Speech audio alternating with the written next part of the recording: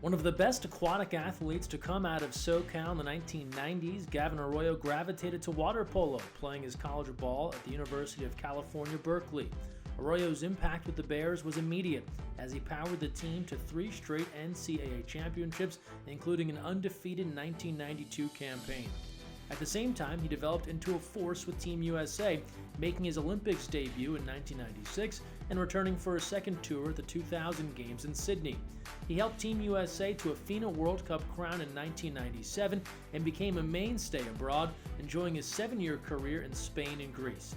He remains heavily involved in the sport today in his 14th season with Long Beach State, alongside serving as the ODP technical director, helping implement a variety of fundamentals over the last 20 years. Gavin could do great things in water polo during his freshman year at Cal in 1990.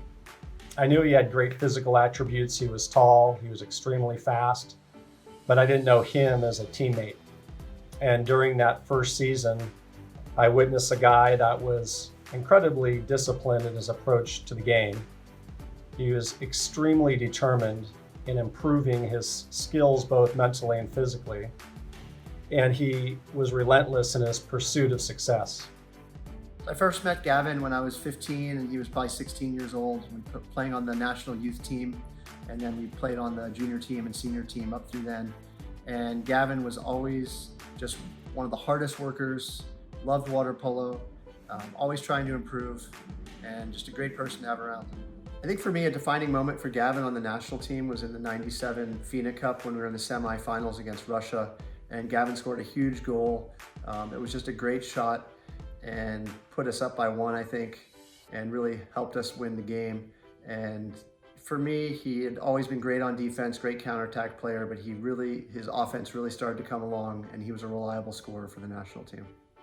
Back in our junior team days together, we happened to be on a junior team trip that was traveling from Budapest. So our mode of transportation on that trip was a Class 2 train in the middle of summer.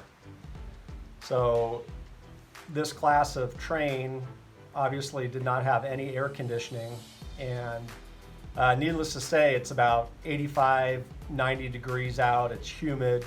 You know, if you're gonna be hot, why not get hotter? So Gavin had this idea of, let's throw our parkas on and just sweat this thing out, which sounds so ridiculous. But at the time, Ricardo Azevedo was our coach, and he came by and saw Gavin and a few of us with our parkas on and just absolutely lost it, which is always funny to see. But going through some of my pictures from those times, this is a little throwback to what that day looked like. And you can see in true Gavin form, he is finding joy in tough times. I've been able to watch Gavin's career progress from a high school athlete through college, professional athlete and national team and Olympian. And I think it's great that he's stayed in the sport, he's giving back, he's coaching, he's gotten so much information from all the coaches and all the teams he's played with through the years.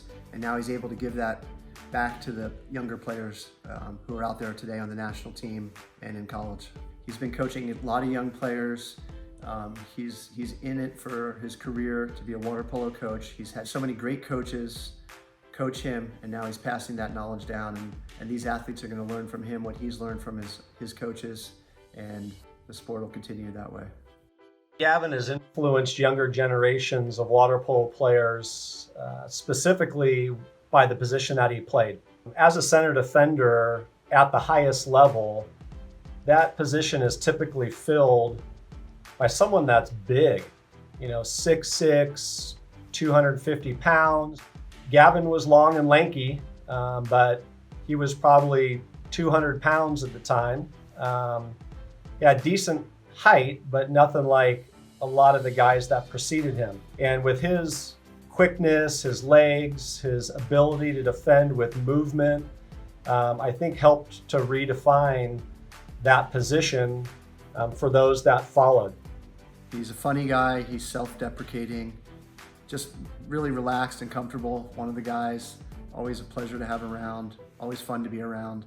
I played with him professionally in Greece, not on the same team, but we were both in Greece playing professionally at the same time.